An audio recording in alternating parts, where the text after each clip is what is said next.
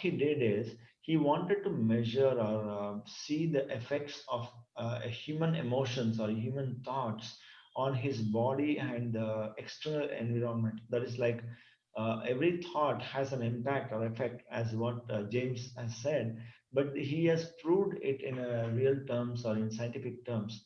So what he did is he wanted to study the effect of emotions or the human thoughts on the body in itself and then external world. Is it really going to impact the world? What for whatever I think.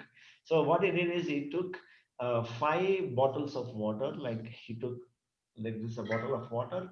So he took 5 bottles of water. He held it, or they held it like this, and they gave an emotion or a thought to that water, saying that one bottle they took it and just nothing. He just held it and then keep it aside, and then another bottle of water they took it and they did a praying. So they whatever religion it was, so they just held the bottle and then say they just prayed and they made a prarthana.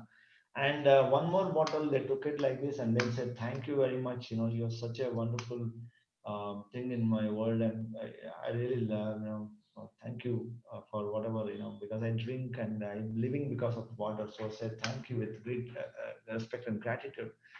And he kept that aside. And then one more bottle, they took it and then they started cursing the water, saying that, "I'll kill you. You make me sick." And he gave a very a strong anger to that, and then kept aside. And another bottle, they said, "I love you," and "I thank you, I love you," and that bottle was kept aside. So all the 5 bottles were frozen. And then when once it was frozen, they observed the ice crystals, right, the molecules, ice molecules, under a microscope, electron microscope. And this is what they observed, right? So just holding the bottle for a moment and giving the emotions or the thought to it, and then observing that under a microscope, you can see how the impact is on the molecules, right? You can see, for whatever you didn't do anything, it was a different structure. Wherever offered a prayer, it has a different pattern. And wherever we said thank you, it has a beautiful pattern there. And when we said, "You make me sick and I will kill you," so you can see, it's giving a different effect altogether. And then when we say love and appreciation, right, so it's all about giving that a different pattern altogether, right? So this is how it actually looks like. So just imagine, just a small feed of emotion or thoughts has so much of impact on the water bottle and the water molecules. And we as a person, right, we carry these emotions, we carry these thoughts, and we are made of 75% of water or 78% of water, isn't it? So just like earth has 75, in excess of 75% of water, we are nothing different than earth planet, right? So we also have a lot of water within our body, and whatever thoughts and emotions we create, it has a definite impact on our body. And also it communicates to the external layer, and it shows the impact outside also, like how it impacted the water bottle, it will also impact the environment.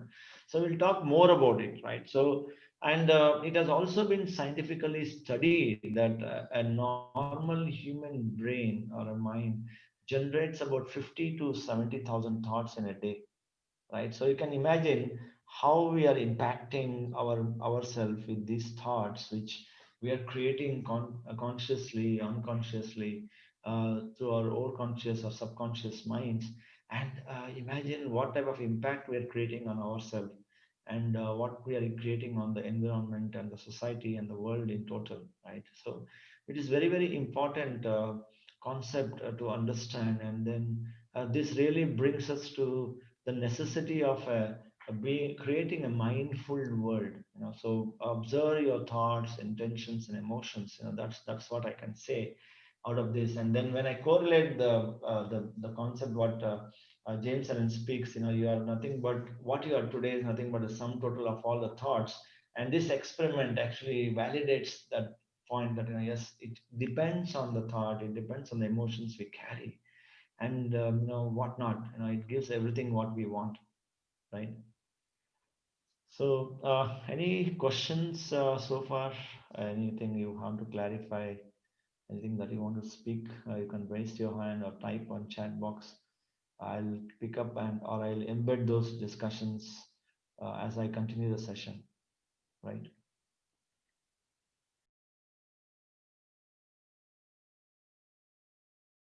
Anything so far? Okay. So let's continue further now on this. Right. So yeah, you have something on chat. Okay. Thanks.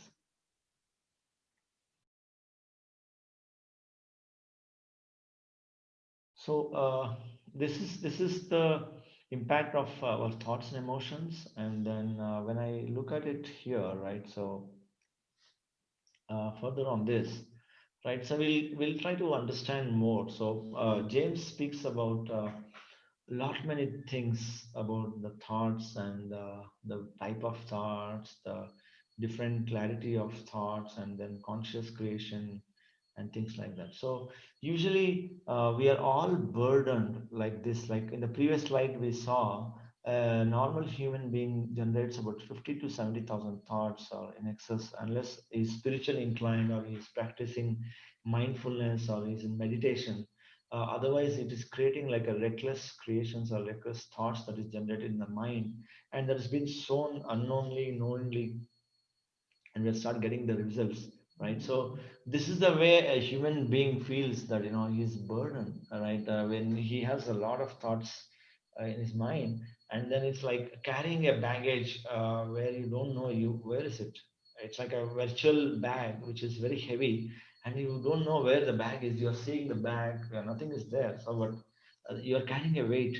You're feeling that I'm feeling very heavy, I'm feeling very burdened, I'm feeling very stressed or depressed or whatever it is, because we have been creating all these negative emotions, and we usually carry these thoughts, and the society now is built up in such a way, or we are creating the society in such a way that we are talking about anxiety about the future and regrets about the past, and then thinking about bad about others. It's hatred, it's jealousy, it's violence, it's about killing, or it is about talking wrong things about others, right? So all these are actually creating the world we are today, and then we are carrying those burdens and baggage. It's creating a stressful body and mind, right? So this is how it is, and then what it happens is, it actually creates whatever we want, we call it as a health.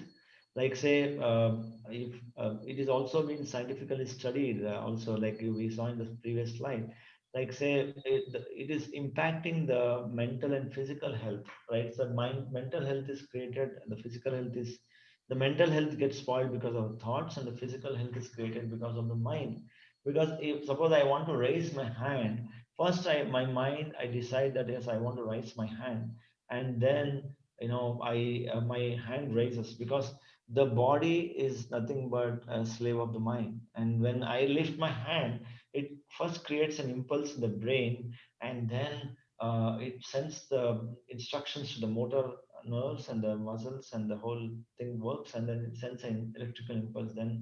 Then my mind says, okay, lift the hand, then it goes up, right? So the brain also is controlled by the mind, and the mind is seated with the program of the thought, right? So if the mind decides, I'll not lift the hand, then just leaves it there. So that means every single action or reaction or instruction that the mind gives to the body, it hears and it adheres to it, so if the mind says you run, there is some danger, so you start running very fast, right? So when you say stop, it will stop. So similarly, when we look at the modern day science, it says 99% of the disease is psychosomatic. That means whatever comes in the psycho, that is in the mind, it is affecting the soma, that is the body, right?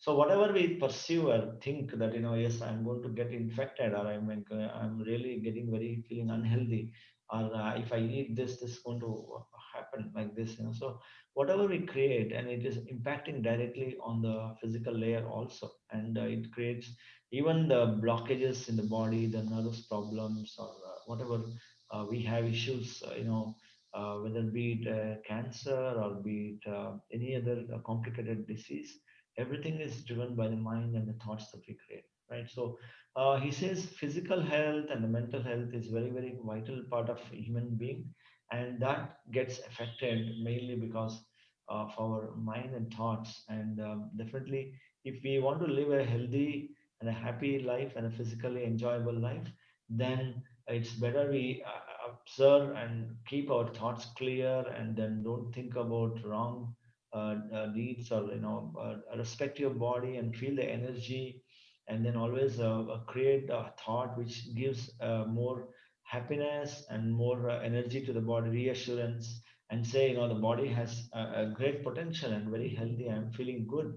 And thank and respect the body, and appreciate every cell of your body, and say, so thank you very much for digesting my food. Thank you very much for making me get all the experiences that I'm getting in this physical body and physical layer, right? So if you have a sense of gratitude, you thank and you appreciate the functions and features of the body, and use it in a justful and rightful way, then the body becomes so healthy and vibrant and energetic, right? So the physical health actually is created by exactly creating a healthy thoughts also, right? So the body is a slave of my mind, just like I said, lift your hand, it lifts. That's how it is going to be, right? So the second thing is, whatever we want to achieve, like be it education also, right? Say, if I give you a very small example, right? So if I want to see all the people who are studying, or all the people who are studying science, they will be found in science colleges. And all the people who are studying law, you can find them only in the law colleges, right? So all the people who have thought to study law will end up in a law college, right? All the people who want to do a scientific research, they will end up in research institutions. So anyone, you will not find any person who is not come there to study science, because everyone would have thought that, yes, I'm going to study science and I'm going to research on some subject.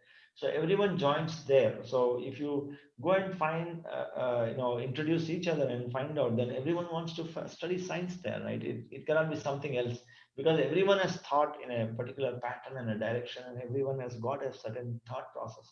So everyone goes and meets in the same location, and that's why even the education that we get, the we demand and we create what we want, but the external teachers and the education comes to you externally once we want something, right? So that's how it how happens there. So and even the life partner we choose, so we create vibrations, we set the expectations to the external world, then it's it actually resonates. And we create a set of expectations that, this is the type of partner I'm looking for, this is the type of partner I don't want. So rather than creating what you want, if you say, I don't want this, I don't want this, it's actually going to attract more of that, because you're creating more of I don't want, what you don't want. So if you sow more of what you don't want, you're only going to get what you don't want, because whatever it speaks, the nature, the universe responds to the same feeling. Like say, if you decided that I want to go and study science, then you are end up with a science institution. So if you say I don't want to study, I don't want to study, so you naturally not will not end up with an educational institution at all. Similarly, like even if you choose the life partner, so you have to create that in the mind as to what is the type of partner, an ideal picture. It's called as a dreaming. It's called visualizing. It's called creating in the mind, in envisioning it. So everything is envisioned. So there's a lot of stress given on how we are going to envision, how we are going to, the dreamers are the best creators of the world, right? Because in the dream, like our great Abdul Kalam, our the late president of India, that Dr. APJ Abdul Kalam, right? He said that, we dream and we create. You dare to dream and then you create in reality. So similarly, whether we are talking about education or love or even fortune, everything is first created in the mind. So we imagine, we visualize, and the if I say if I want to have fortune, then you have to create a scenario or a picture of yourself enjoying and being in that fortune, and not that you are still living in a very poor condition. It doesn't matter in what condition we are currently in, you know. It only matters what you are going to dream, and the dream is eventually going to be answered by the universe, because the universe does not judge you. Universe does not tell you, you know, you are only a beggar today, how can you be a millionaire? It doesn't judge you.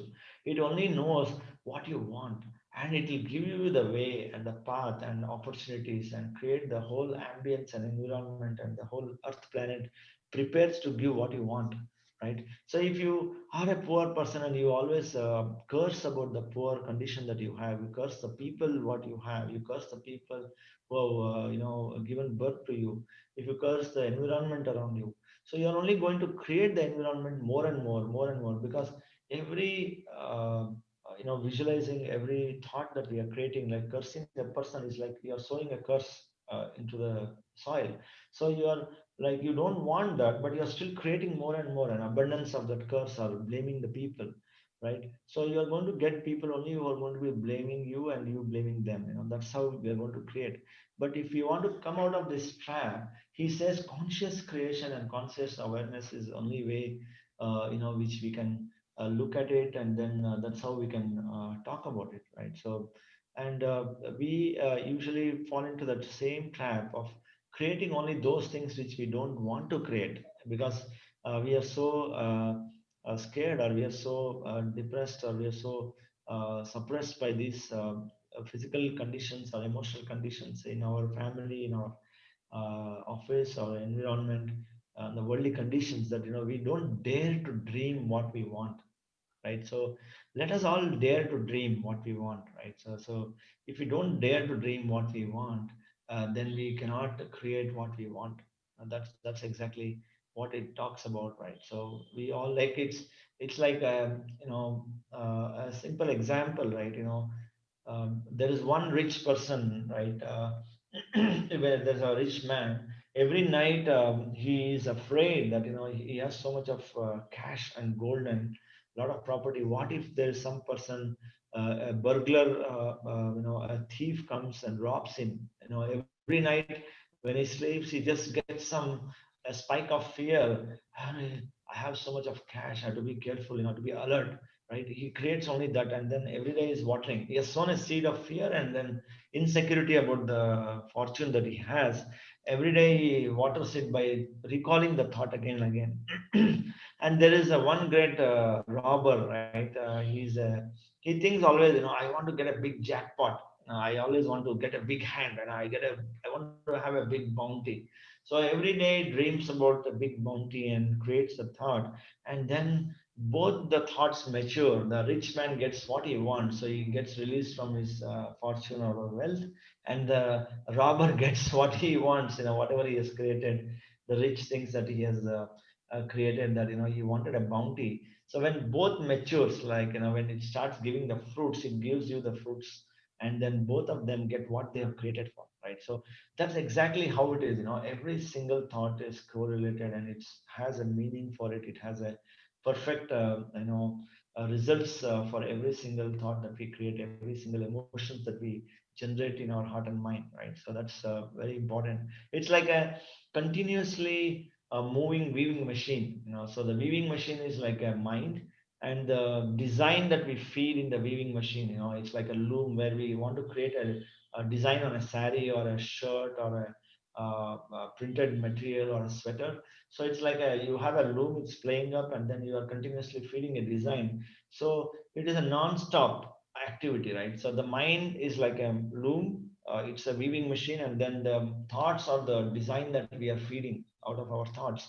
And based on the design, the output actually changes dynamically. It can give you a flower, it can give a picture of a dragon, or it can change the colors of the threads, or it can change the size of the design, smaller, bigger, more dense, or more scarce, and the type of thread that it takes and selects. The loom can do all the changes, right? It's like the mind can do whatever it changes to, the thought tells it.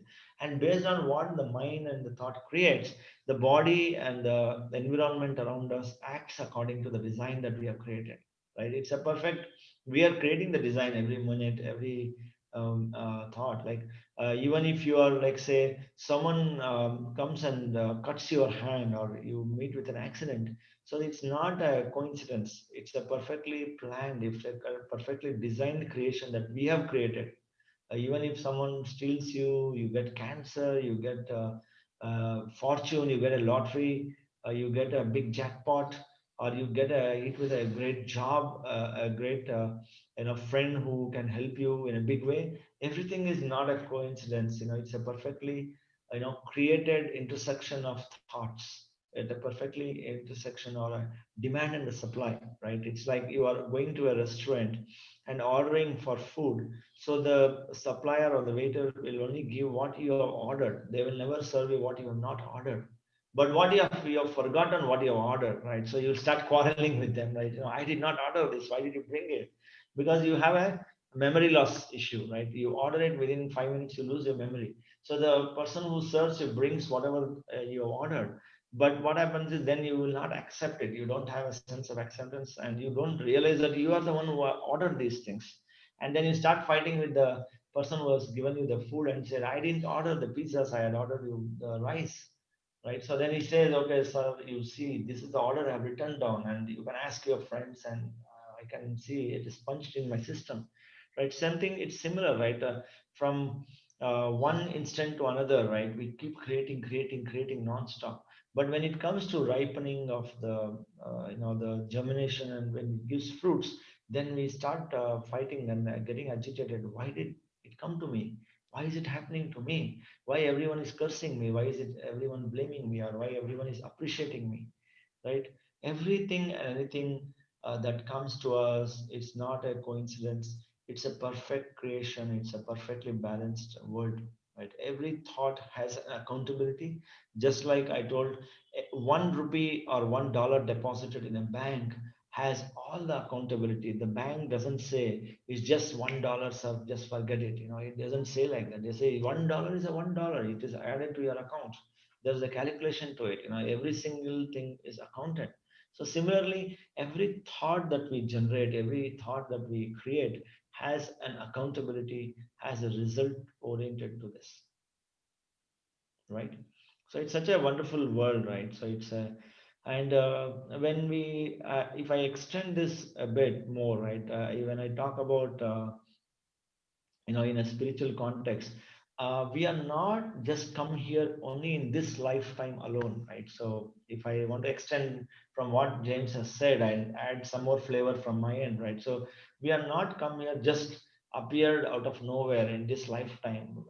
My I as a spirit, or I as a soul, is a continuous thing. There's no discontinuity. It's a continuous thing. It's everywhere. It's an omnipresent energy. It's a spirit. It's a soul, right? So whatever we are today is because of the last life that we left, and the intention we got to create, or the experience that we got for this lifetime, and what is the experience we want to get in this lifetime. So it doesn't so happen that whatever I have created in the past life, it just disappears after the past life. It also carries forwards the future, I mean the next life and next generation, or many lifetimes also. It's like in a simple way, if I want to tell you, right? It's like one financial year to another financial year, we always have a closing account of a P&L. There's a profit and loss account, and there is a balance sheet, right? So the profit and loss account says whether you have lost the money or gained the money. You have made profits, then it adds to the balance sheet into your profits. Your assets will go up. Or if it says you have lost the money, then your assets will go down, or your cash flow goes down. It hits the balance sheet, right? So if there is a liability to be paid, so from one financial year to another financial year, it doesn't get nullified. It doesn't get excused. The bank, if they have to they get the money from you, they will come behind you to take the money, even from one financial year to another financial year. So similarly, we change our bodies, we change our lifetimes, we change our dimensions of the planes or planets that we are in. But it doesn't excuse you from whatever we have created, whatever assets we have created. Like if I have hurt someone, that comes back to you. If I have given good things from someone, it comes back to you. So we have to give and take in exchange of things, right? That's part of a karmic siddhanta. It's called, like, the past is called all the sum of all the past life is still there. Like I said, the bank account has the sum of all the transactions. So similarly, all the past life transactions or creations or karmic accounts is still there. That is called the sanchita karma. Okay, it's called the sanchita. And then the current life, it's like a current account. You have created a company, you've taken some money from the sanchita, brought it to a current account, you have invested in the business, and then you will gain or lose, and then you will carry forward to the next life. That is next financial year, right? So that is called agami. Sanchita, the current life is called prarabdha. You bring certain karmic balances. You say, I will only consume this much of prarabdha, sanchita, and bring it into this current stage. This is the drama I'm going to create. These are the players, these are the actors. So we create all these things and come here to experience certain things. And then when we complete this lifetime, we carry forward. So the previous sanchita plus the result of the prarabdha gets added up, plus or minus whatever it needs to be. Then it goes to the agami. That means the future. So there is always a free will in this lifetime. So irrespective of what we have created in the past, right? We have a consciousness. It's called the free will world. We can decide. Even if I'm suffering on a deathbed, I can decide. I can read a book. I can listen to music. I can enjoy and start smiling. I can crib and cry, and I can curse people for whatever you are, right? So the choice is a free will, right? So whatever the choice is, if I'm not aware of this particular moment of creating a choiceful life, then it is always going to be a vicious trap of creating all misfortunes, ill health, depression, relationship problems, whatever the world is seeing today, right? All the anxieties, the hospitals going up, ill health, the insurance companies are going up, there's more terrorism. So all this is created because we are all thinking about it. So we all have a choice, like we all meditators have a choice. We have made a choice that we are going to meditate, we are going to reduce the density of our thought, and we are going to be conscious about what we are creating. So it is a choice, right? And I'm, what come what may, I'm going to be happy. I'm wear a smile on my face, right? So I'll wear a smile on my face. I'm going to thank for every single thing that's happening in my life, whether it's good, bad, ugly. I'm going to take it equal. So I'm going to thank the whole universe for giving me this platform to play my role, right? So the choice is mine, right? So that's how the life is. And we are the creators. We create our own realities. That's what our great Patri sir says, right? So we create our own realities, and we create our own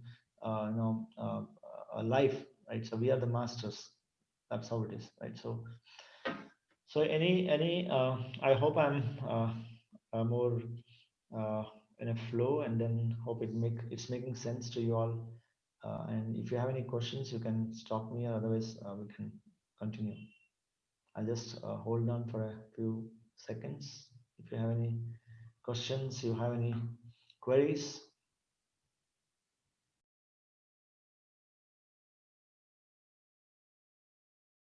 Yeah. Okay. So let's carry on, friends and masters.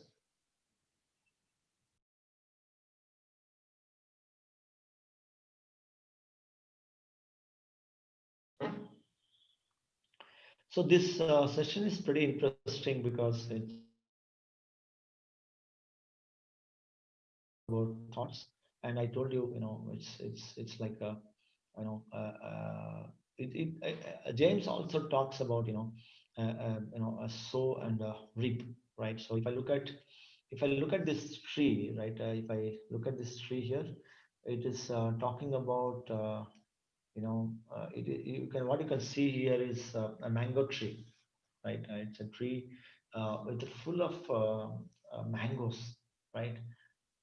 How many seeds do you think we need to get this big tree and with so many fruits? How many seeds do we need to sow to get this big tree, right?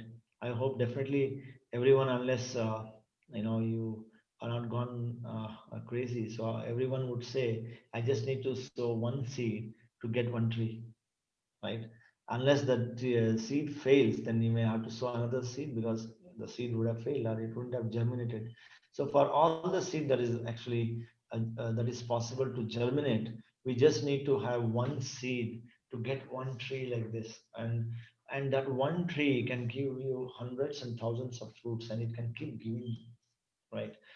So this is called the cause and effect theory, right? And what James also says, and we also know in our own philosophical terms, that if you give one, you get 10, right? If you give one, then you get hundreds of it, right? If you do good, then you get hundreds of good things in your life. If you do bad, then you will get hundreds of bad things or tens of bad things in your life. Like if you sow one seed of mango, then you are seeing it here that you're getting thousands and hundreds of mango fruit in the tree. So isn't it so wonderful, right? Even in the thought also, it also impacts in the same way, right? I usually take some examples to it. How can one thought that I create can give so many results? Can it give so many fruits to me? One thought I would have thought something. I may get cancer, or I may get diabetes, or I can get a jackpot. I'll win a great job with the bonuses, and I'll get a great car. So whatever it is, right? And one thought will give rise to thousand after effects and thousands are after effects of the thought that we create, right? Say it's like a person thinks, like say there are two brothers, right? Who has a mother of about 35-year-old brother, and an elder brother of 45, and the mother is about 65, assume like that, right? So they all go to have their mother checked with a doctor, but she has three good friends. One is diabetes, one is blood, the BP, and something like arthritis. She has three great friends, and they all go to the doctor, and then say the doctor says, look, guys, your mother has three great friends, right? And your father had four friends, right? So you rather be careful. Your father also had a heart problem, so your mother has three problems, your father had four. So it looks like you may also get it, because sometimes it may also get to be genetic or hereditary, or you may also be careful that, because it can also affect you, or you may also get into one of these catching with one of these friends. Then one brother, like a 35-year-old brother, he says, come what may, I will not get into this. I will never get these friends with myself. And then the brother of 45 thinks that, yes, I may get something like that. Let me be very careful. So what happens is, every single thought that a person generates, if you look at it here, right? If you look at the image here, the brain here, the brain generates something like an electrical impulse, right? It generates an electrical impulse, and then the electrical impulse will have two effects to this. Okay, every single thought will have two effects. Okay, one is called, in technological terms, one is called as a wired effect, the other one is called as a wireless effect, right? So the wired effect is the one which is an electrical signal that flows through your body. So you have nerves in your body, right? You can see this, the wires that goes and controls literally every single organ, every single body part is controlled by the nadis, the electrical impulse that flows in the nadis, that actually makes you to operate your hand, listen, walk, talk, chew, see, speak, and sing, dance, jump, everything. So everything that needs a connectivity through the nadis, that is called the etheric body of the connecting nodules, the neurons, right? So every nerves are again drilled down into neurons. So there are a lot of signal carrying, impulse carrying, instruction carrying mechanism of the body, right? That is all called as a wire. You all must be knowing, right? Your tube lights, your fans, they are all connected through wires. Once you switch on, then the fan will turn on, when the tube lights may turn on, or the geyser may turn on, right? So that's called wire effect.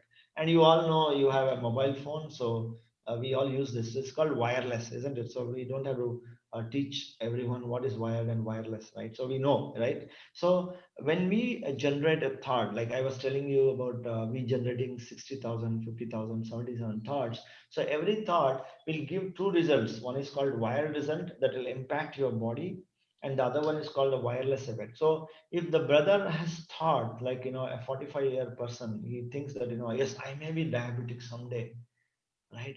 Then that body, as I told you, the body is a slave of your mind. Then it says, okay, Baba, I listen to you, master, I will be a diabetic. It's like sowing a coconut, sapling. You will put a coconut sapling, so it will give you results in 5 years. It will give you so many coconuts. So something like diabetes also is like a coconut tree. After 5 to 6 years, the body will become diabetic, right? And what happens, the whole body, every cell is programmed, become diabetic, become diabetic, become diabetic, become diabetic. Like you see, you keep one heap of, a small heap of sugar, and then there are some ants.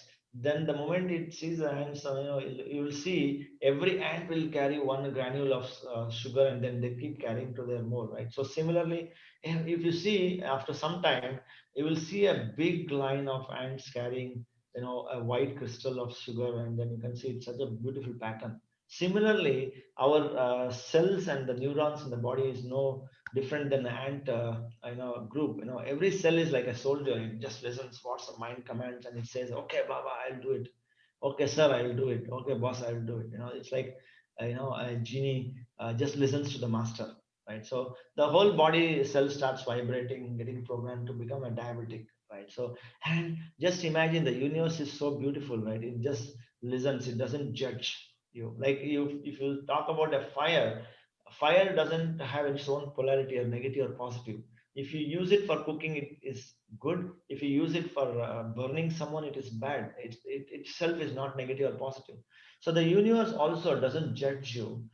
It only knows, okay, tatastu. It gives only blesses whatever you wish, it will give you. So the person who is like 45-year-old, he has, wished that he will become a diabetic, right? So it gives unconditionally, it gives unconditional love. It just says, whatever you want, take it. It's there. So what happens is, it sends a signal to a. If you look at a hospital, a person who is building a hospital, you ask him why you are building a hospital. He says some diseased person will come. So if you ask a factory who is manufacturing syringe, injection, so they'll say someone needs it. I'm manufacturing syringe. And if I ask someone who wants manufacturing bed, or bricks and stone walls, and windows, and then all the thousands of people who want to build the building, they just don't know. They say, I'm building a hospital. We don't know. There's someone who is going to come here.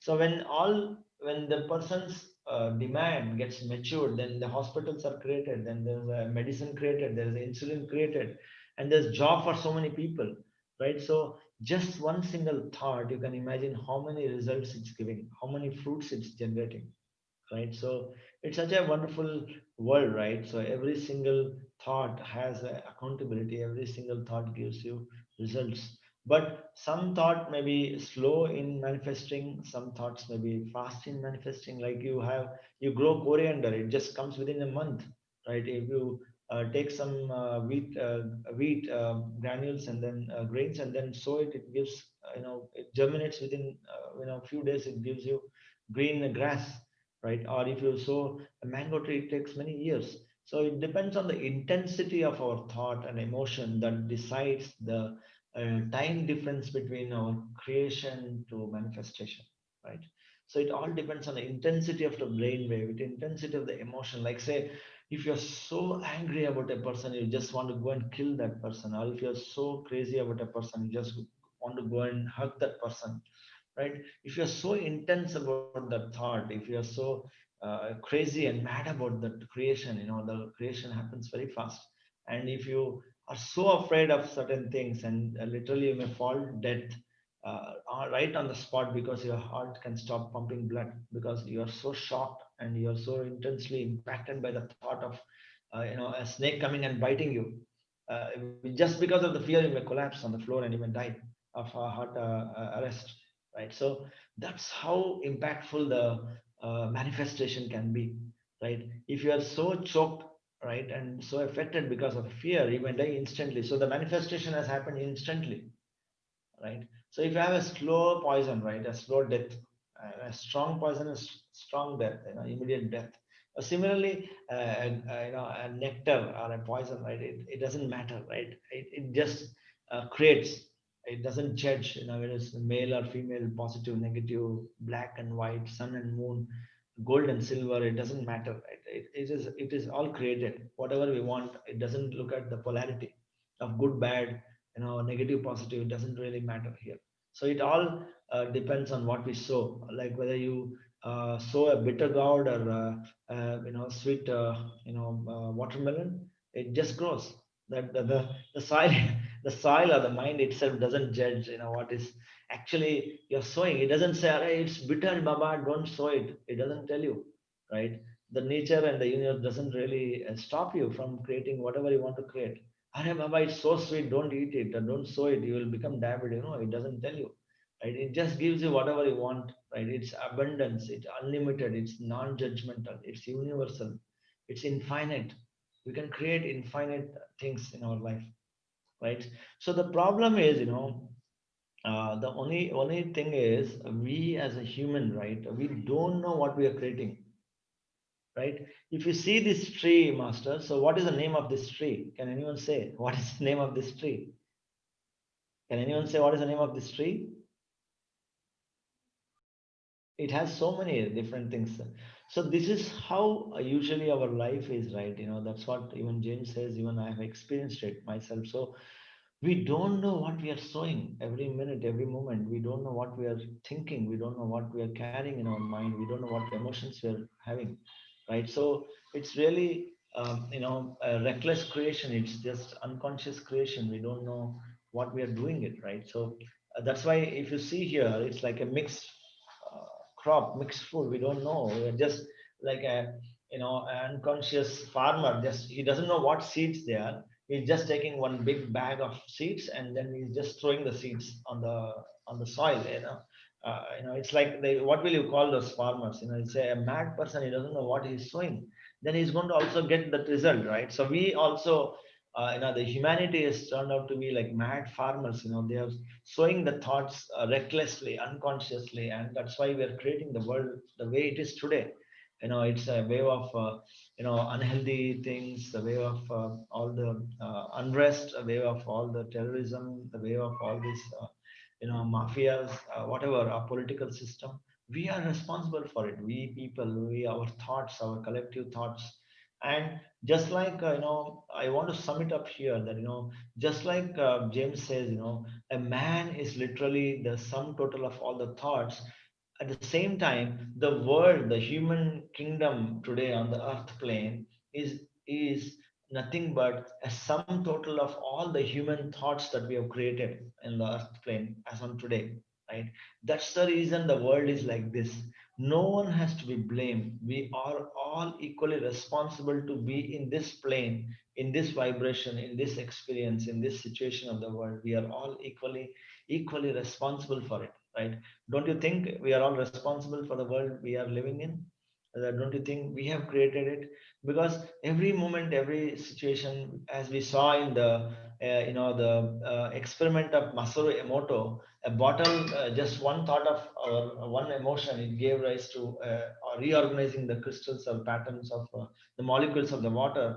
Similarly, the external world also gets these wireless signals, and that's how it is all getting created, right? If we all think about ill health, then we create more hospitals. If we all think about being healthy, no medicines, no doctors, no insurance companies are required. If I don't have accidents, if I don't create an accident in my mind, a fear of accident in my mind, if I don't create a fear of unhealthiness in our mind, no doctors, no medical. Like if I'm buying bananas every day and 100 people are buying bananas every day and they all stop eating bananas, then there's no demand, there's no supply, right? And something else will be on demand and that will start growing more, right? So it's purely a supply and demand, it's cause and effect theory, right? So the world today is a perfect paradise or hell or a heaven, depending on what we as a humanity are creating. So that's why we as a as a human, right, I would call that as a thought pollution that we are creating, right? So the mother of all the pollutions that we have is a thought pollution. Mother is what gives the birth to a child, isn't it? Mother is a creator. Mother is giving the home, a place as a call as a womb for the child to grow up, and for a baby to come up, and then she's giving birth to a child. So similarly, we as a creator of thoughts, we are the thoughts are the mother of all the pollutions that we are creating: noise pollution, air pollution, water pollution, or whatever problems that we are creating. The mother of all good and bad are nothing but the thoughts. So meditation actually is one way, right? To create a serenity and a calm mind. Meditation is one way, right? Like when we did meditation, we observed our breath, and we realized that we are getting a lot of thoughts, and we reduce the thoughts by observing the breath again. So we become conscious of the mind, we become conscious of the thoughts that we create, and ultimately we get a calm mind because there's no many thoughts, and like it's like a plain land, and you know what you are sowing. Then you don't create more weeds. And suppose you sow mango, then you get a great mango tree. So whatever manure and water you are giving it to the tree gets 100% nutrition of that, 100% care of that. But if you create too many unwanted weeds, then you will have to go literally and search, where is my mango tree? The weeds have grown so big. So the purpose of whatever you are struggling for, the purpose what you want to achieve is lost, because you have created too many weeds that are not supporting the main seed that you have sown, right? So that becomes a agitated mind, and a very disturbed mind, and a distressed mind, and a depressed mind, and a stressful mind, right? So, and becoming conscious of our mind, and meditation is one way where we can observe and reduce the density of thoughts, and that will create something called as a calm mind, and it creates a serenity within us. We become more serene, and become more calm and peaceful and pleasant, right? So ultimately, the solution to the world today is a calm mind is required, and to achieve the serenity, right? So let's all target and progress towards achieving a calm and a pleasant mind, masters. And then, and if you actually, when we achieve awareness of thoughts, and when we achieve a calm mind, and become more conscious, more mindful about every single thought that we create, like we call it as a enlightenment or awareness, like of a mind, which is like a home. Like, come back to your mind, come back to your home, right? That means we all say, right, come back to yourself, come back to your mind, come back to your home. That means if anyone wants to come to your home, enter your home, then they literally knock your door and ring a bell, isn't it? So you open the door and see whether he is a person whom you want him to come, or whom you want to meet. Then you say, welcome baba, so thank you for coming, and you give them coffee, tea, or snacks, or lunch, or dinner, right? If you want get to know that this person is not the person you are expecting, then you say, no baba, you please carry on, I don't need you. And then you close the door. So that's how our mind should be, where a thought knocks on your mind and says, can I come, right? So that's called enlightenment. That's an enlightened society, right? It's like, I would say it's like a six sigma of thoughts. Like, six sigma is like, you create one in a million, right? If you produce million thoughts, one thought you should not be aware, then you call six sigma. You achieve six sigma black belt on your mind status. Then you become buddha, you become enlightened, because every thought you are aware, every action, every emotion you are aware of, right? So that's called enlightenment, awareness, or mindfulness, right? So, and when we become more aware, more and more getting aware of it, more and more observing our breath more and more, then we can achieve, one is a pure and calm mind. First thing first, we'll achieve a pure and calm mind, and then as we progress, we'll get to know the right speech, so we can know what we are speaking, what to speak, when to speak, how to speak, whom to speak, how much to speak. The right speech, right? The right speech, knowledge, or the wisdom of right speech, right? And then when we speak, whatever your actions and deeds are is based purely on your mind, and then the speech and action is based on whatever you think, right? So that is called trikarna shuddhi. Is it's called the manasa vacha karmana, right? So we call it a we have achieve a three-layer shuddhata or purity. Purity of mind leads to purity of speech, and purity of speech and leads to purity of action and deeds. So that is called karma kshetra, right, master? So it's such a great thing. So I could just try to join the dots, like he has given a great book called As a Man Thinket, and I could just want to connect the dots and then give you my context, my experience living with this book. So I'm literally can see the effect of living practically on this philosophy, and how we can lead to a serene life.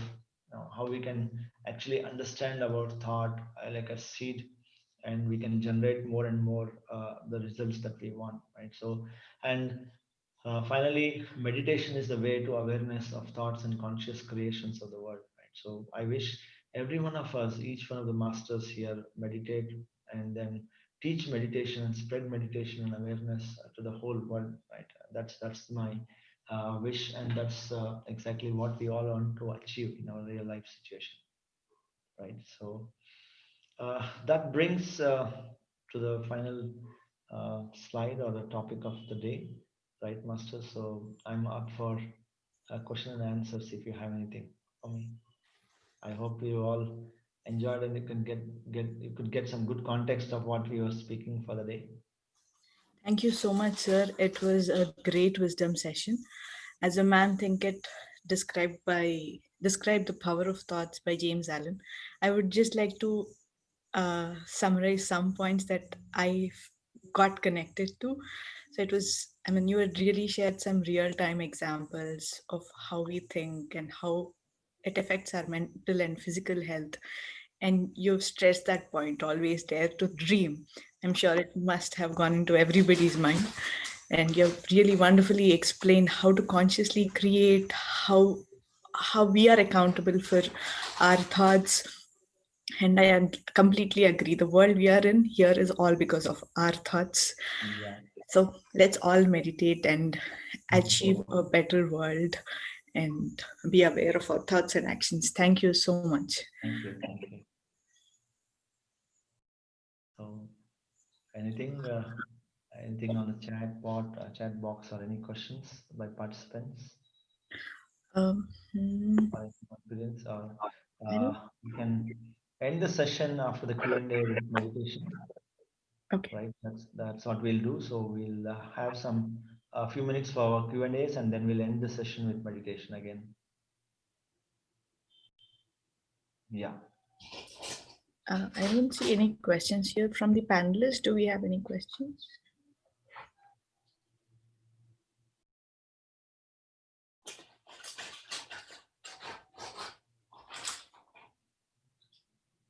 Thank you.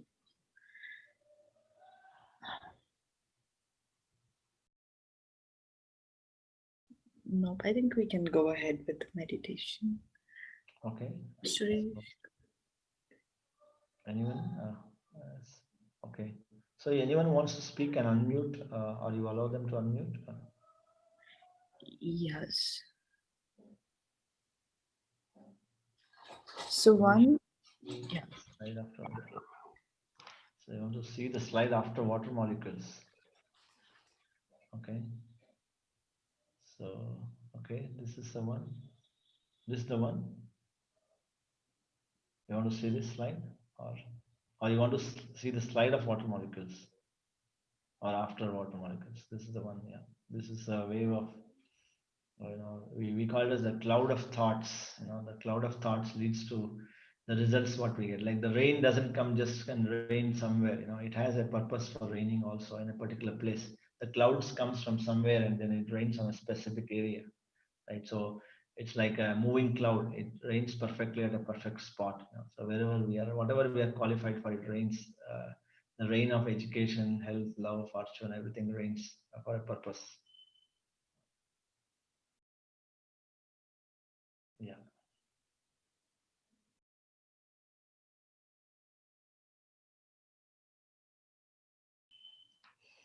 Hope it's not a very complicated topic for masters, confusing anyone there. So,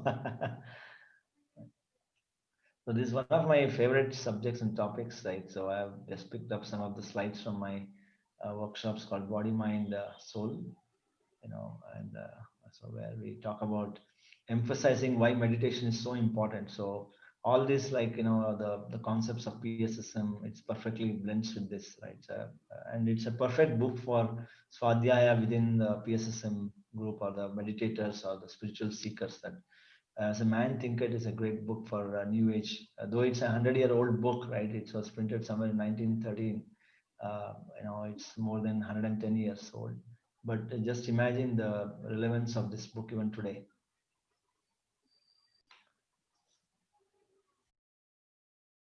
Well, So you were hello. speaking, yeah, Yeah, Suresh.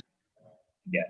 Of course, today you have explained in a very, very simple manner. It's very understandable, giving live examples of bank account. It's very, it touched my heart. It's some balance of the period from opening of the account to the day of requisition. It is some balance, you'll get that. Like that, your karmic efforts also some balance of your date of birth and to the present day of your recognition. Very, very simply explained, and as you sow, so you reap. There is one more thing you explained. One small seed is enough to get thousands of fruits. Like similarly, if you sow a positive thought, you'll get positive results. Sow a negative thought, you'll get negative results.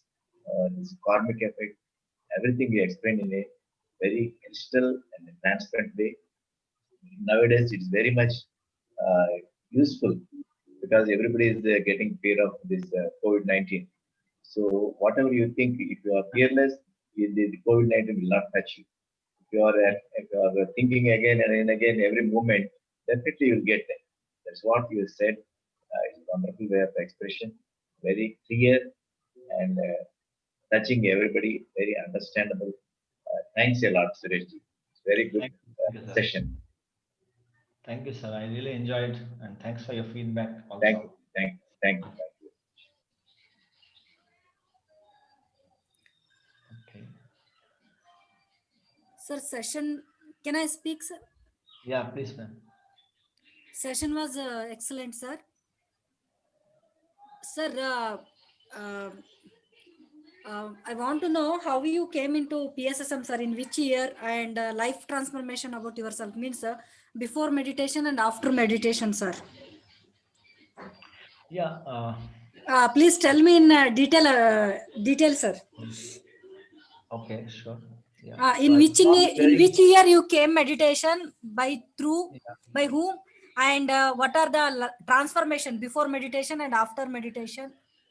Sure, Some. madam. So definitely, it's I went into a spiritual journey, right? Seeking spiritual answers, or the maybe some of the questions that I had, I started seeking on it through books somewhere in 1996. So as I mentioned, I ventured into Siddha Samadhi Yoga, and then started experimenting on many things like Reiki, and then I picked up some of the Western courses like Silva Mind Control, and then you know there's again a author or a trainer called Bert Goldman. He talks something about quantum jumping and a quantum healing, right? So I picked up, and something like Ed Dames, who talks about remote viewing, right? We talk about third eye experience and things. So it teaches something called remote viewing. It trains the US CIAs and the military personals to get themselves psychically enabled, right? So he teaches remote viewing, like we talk about third eye, remote, going to other dimension plane. So I've gone spend a lot of time and money on these sort of things, experimenting on myself, both on spiritual context, the physical and mind layer. So I did Silva Mind Control, the basic and Ultra Mind, ESP sessions. Then I did hypnosis, remote viewing, quantum healing, jumping, and all these concepts. And then I'm a Reiki second degree master. So I started experimenting all of these things then. And I was an extensive reader of books. And I love books. And whenever I travel and I travel, I love traveling as well. I travel all across, all over the world, right? Different countries and different parts of India, right? So I carry a book, and I finish books like what Patricia recommends, right? So and I love books, right? So especially on the spiritual scientific context, right? That's how I picked up. And when I started doing all of these things, then I said there's something beyond it. Then that very seeking itself, I think we I got to meet Patriji in 2009-10, and then the first experience was totally different. He was like a sculpture hitting the stone and knowing where he's hitting, right? So that's the experience I got, that he hit me hard on wherever I need to shape myself, right? I realized it. So he was telling, you should be like a Gandhi or a Buddha, and that's how I realized, I have to be in reality and truth and serve the humanity.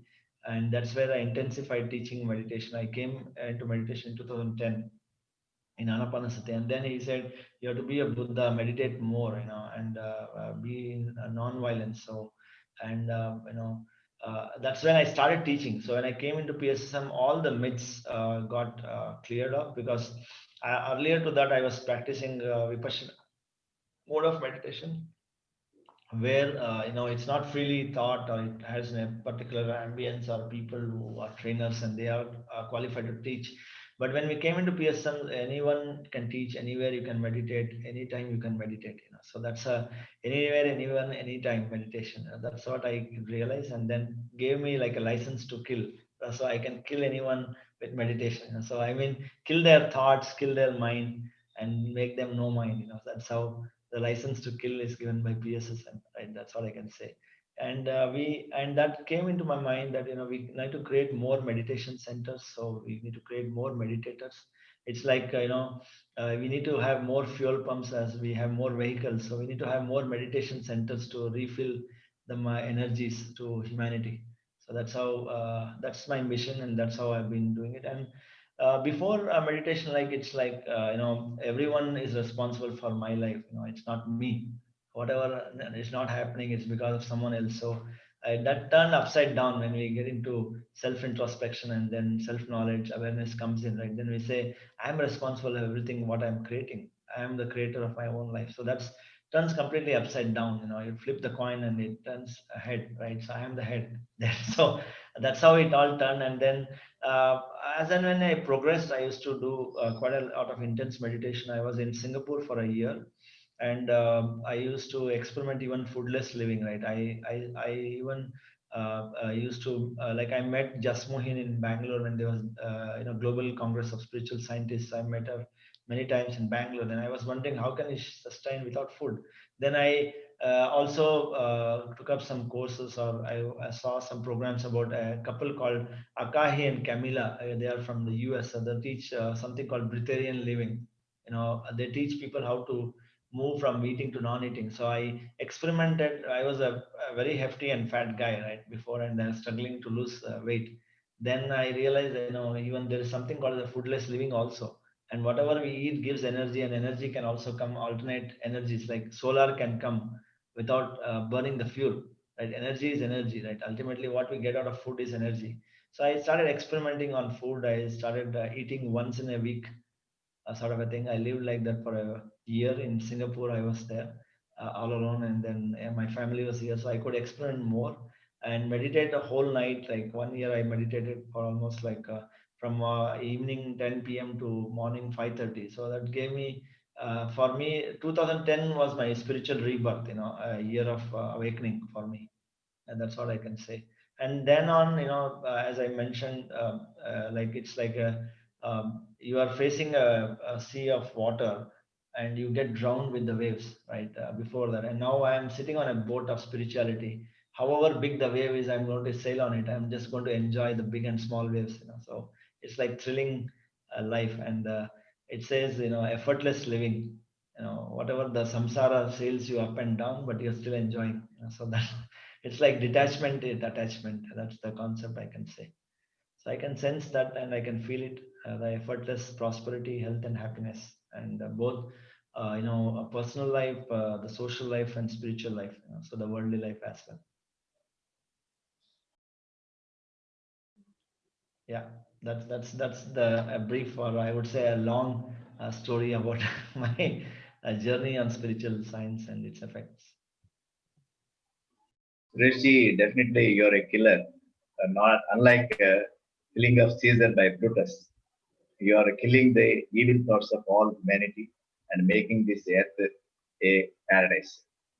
So definitely, your workshops, your teaching, it will lead to a divine place. Thank you once again. Thank you, sir. Thanks for giving me this platform. I'm really blessed to be here. Okay, so should we meditate unless we have any questions or any feedbacks?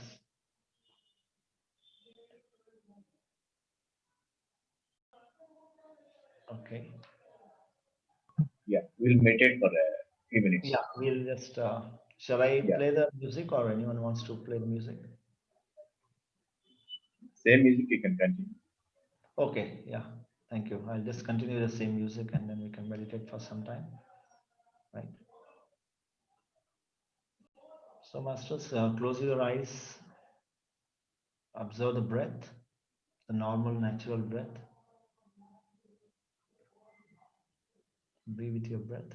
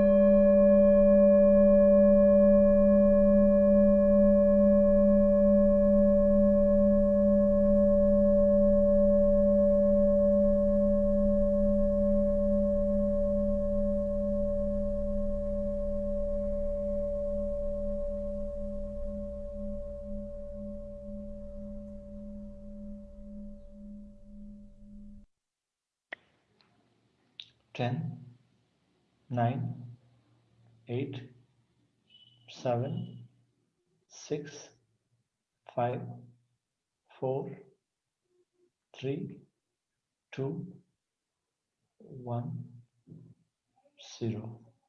Just put your hands on your eyes for 5 seconds. 5, 4, 3, 2, 1, 0. Gently open your eyes. Gently open your eyes. Come back. Thank you. Thank you, everyone. Thank you. Thank you, sir. It was a great meditation session. Thank you. Thank you very much.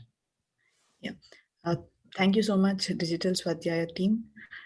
Really a great, I would say we are so fortunate to have this sessions, just getting knowledge in 2 hours of the entire book. And this was a great wisdom session, sir. So before we end the session, I would like to mention about the Spiritual India magazine, which is a great work by our Spiritual India team. This magazine brings to you the spiritual concepts shared by Patriji and all great masters across the globe. We would like to, we'll be playing a small video, a short video. Let's see that.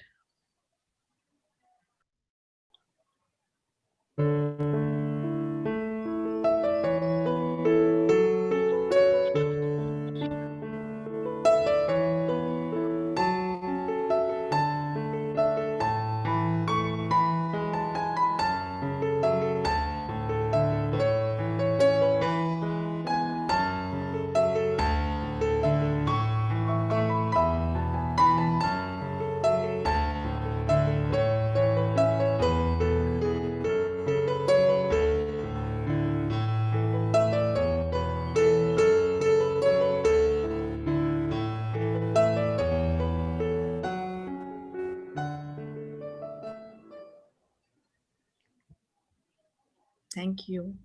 Thank you so much for the team for giving me this opportunity to host. And I think let's meet tomorrow Yeah. at the same time. Yeah. Nikita ma'am, your anchoring was quite good. You are looking beautiful not only externally and internally also. Thanks a lot. And Suresh ji, you made us a good farmer, showing what we thought and yielding positive results is a really wonderful session. Let us not be mad farmers. Let us think in the right way and bring this Mother Earth a heaven. Thanks you once again, Sureshji, for